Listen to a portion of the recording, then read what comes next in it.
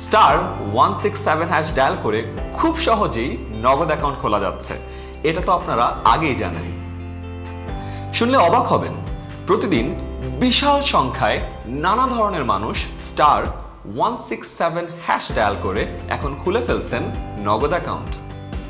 কিন্তু তারপরেও কারো কারো অ্যাকাউন্ট খুলতে অসুবিধা হচ্ছে, তাই তো?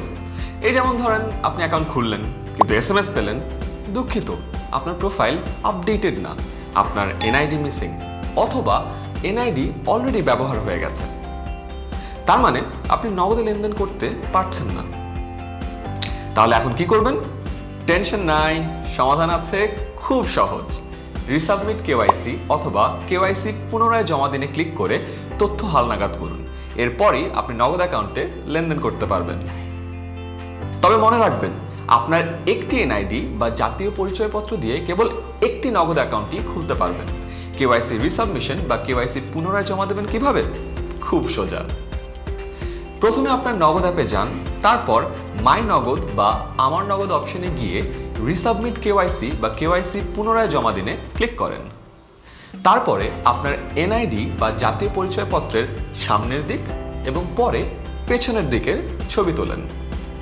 তারপরে আপনার তথ্যগুলো স্বয়ংক্রিয়ভাবে পূরণ হয়ে যাবে। এরপর অন্যান্য সব তথ্য দেন। এবার মোবাইল থেকে নিজের একটি ছবি তুলে সাবমিট করেন।